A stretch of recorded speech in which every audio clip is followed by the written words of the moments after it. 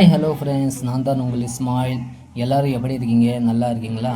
இப்போ நானும் என் பையனும் எங்கே வந்திருக்கோம் பார்த்தீங்கன்னா, ஒரு ஹாஸ்பிட்டலுக்கு தான் வந்திருக்கோம். எதுக்காக பார்த்தீங்கன்னா, என் பையனுக்கு மரு வந்து ஒன்று தான் இருந்துச்சு, அப்படியே ஸ்ப்ரெட் ஆகி மூஞ்ச ஃபுல்லாக, அதாவது தலையில் 4-5 ஒண்டிக்குது. இதுவும் இல்லாமல் பார்த்தீங்கன்னா, மூஞ்சுக்கு கீழே கூட அப்படியே கண்ணுக்கு கீழே எல்லாம் மரு எல்லாம் அப்படியே லைட்டாக வந்துக்குது. அதனால பார்த்தீங்கன்னா, நானும் என் பையன் என் ஒய்ஃப் பார்த்தீங்கன்னா வேலூர் ஃபில்டர்பேட் ரோட்டில் இருக்கிற ஓல்டு கவர்மெண்ட் ஹாஸ்பிட்டல் எதிரில் இருக்கிற ஃபாத்திமா ஸ்கின் கிளினிக் தான் நம்ம வந்தோம். ஆனால் நான் செஞ்ச தப்பு பார்த்தீங்கன்னா, அந்த ஹாஸ்பிட்டலுக்கு அப்பாயின்மெண்ட் போடாமல் போனது தான் தப்பு. ஏற்கனவே பார்த்தீங்கன்னா அந்த ஹாஸ்பிட்டலில் அப்பாயின்மெண்ட் போட்டு ஏற்கனவே வெயிட்டிங் லிஸ்ட்டில் இருந்தாங்க. கடைசியாக தான் நாம் அங்கே ஹாஸ்பிட்டலுக்கு போனோம். அதுக்கப்புறம் பார்த்தீங்கன்னா அங்கே எப்படியோ அப்பாயின்மெண்ட் போட்டு அப்ளிகேஷன் வாங்கிட்டோம். ஆனால் என் லைஃப் பார்த்தீங்கன்னா ஒரு மாதமாக ஹாஸ்பிட்டலாகவே சுற்றி நிற்கிது.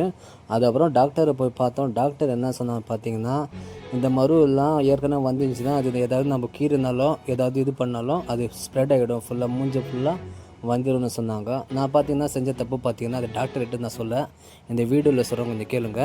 இது 2 வருஷத்துக்கு முன்னாடி ஒரு மரு வந்துச்சு. நான் தான் கொஞ்சம் கீறினால இது ஸ்ப்ரெட் ஆகி இந்த மாதிரி ஆச்சு. அதுக்கப்புறம் பார்த்தீங்கன்னா ஹாஸ்பிட்டலில் இந்த சோப்பு கொடுத்தாங்க. இது பாருங்கள், இதுதான் இந்த சோப்பு. அதுக்கப்புறம் பார்த்தீங்கன்னா அந்த ஃபாத்திமா இதில் கொடுத்த இதுதான் இந்த க்ரீமு. இது நைட்டில் மட்டும்தான் தடவணும். தடவி ஒரு 15 மினிட்ஸில் அது மூஞ்ச கழுவணும். அந்த சோப்பெல்லாம் மட்டும்தான் கழுவணும்னு சொன்னாங்க. அதுக்கப்புறம் பார்த்தீங்கன்னா எங்கெங்கே அந்த மருந்து போடணுன்னு அதில் ஒரு வரைபடம் மாதிரி வரைஞ்சிக்கிறாங்க. இதை பாருங்கள், அந்த ஃபேஸில் அந்த கண்ணுக்கு மேலே இருக்குது பார்த்தீங்களா, அங்கே மட்டும் அந்த புள்ளி டாட் மாதிரி வச்சுக்கிறாங்களே, அங்கே மட்டும்தான் அது மருந்து அப்ளை பண்ணுவோம். அது 15 மினிட்ஸில் மூஞ்ச கழுவுன்னு சொன்னாங்க. அதுக்கப்புறம் பார்த்தீங்கன்னா ஃபஸ்ட்டு நம்ம என்ன பண்ணுவோம், ஒய்ஃபு மூஞ்ச ஃபஸ்ட்டு கழுவிட்டாங்க. அந்த வீடை நம்ம பார்க்கலாம் பாருங்கள். ஆனால் இன்னொரு விஷயம் என்னென்னா, நான் கொஞ்சம் கூட அப்போ யோசிக்கல. ஏன்னா ஒரு 2 வருஷத்துக்கு முன்னாடி பார்த்தீங்கன்னா அது சின்னதாக தான் இருந்துச்சு அந்த மரு. நான் தான் அந்த கீரை நான் பாருங்களேன், கீரை அது பார்த்திங்கன்னா அது எடுத்துக்கிட்டேன், கீரை எடுத்துகிட்டேன். அதுக்கப்புறம் அது போச்சு. அது போய் பார்த்திங்கன்னா மறுபடியும் ஒரு மாதம் கழித்து அப்படியே லைட்டாக அதே இடத்துல வந்துச்சு. சரி, நானும் அது அப்படியே விட்டேன். அது பார்த்திங்கன்னா இப்போது 2 வருஷத்தில் பார்த்திங்கன்னா அப்படியே கொஞ்சம் கொஞ்சமாக இது மூஞ்ச ஃபுல்லாக அப்படியே ஸ்ப்ரெட் ஆகி அப்படியே ஃபுல்லாக வந்துச்சு. இப்போ பார்த்திங்கன்னா மூஞ்செல்லாம் கழுவியாச்சு பாருங்கள், மூஞ்ச கழுவியாச்சு. இப்போ தொடச்சிட்டு இப்போ மருந்து தான் வைக்கணும். இப்போ மருந்து வச்சிடலாம் பாருங்கள் எப்படி இருக்குன்னு. என்னென்னு பார்த்திங்கன்னா ஏற்கனவே சொன்ன மாதிரி இந்த மருந்து பார்த்திங்கன்னா வச்சு ஒரு 15 மினிட்ஸில், அதாவது பார்த்திங்கன்னா ஒரு பெரிய ஆளாக இருந்தால் 1 மணி நேரம் அந்த மாதிரி வைக்கலான்னு சொன்னாங்க. அது சின்ன குழந்தைனால பார்த்திங்கன்னா ஒரு 15 நிமிஷத்தில் அது நீங்கள் சோப் போட்டு கழுவணும்னு அந்த டாக்டர் சொன்னாங்க. அதுவும் பார்த்திங்கன்னா நைட் டைமில் மட்டும்தான், அதாவது பார்த்திங்கன்னா 7 மணிக்கு மேலே எப்போ வேணால் வைக்கலாம். இது வெயில் டைமில், அதாவது பகல் டைம்லலாம் வைக்கக்கூடாது, இன்ஃபெக்ஷன் ஆகிடும் அதாவது சொன்னாங்க.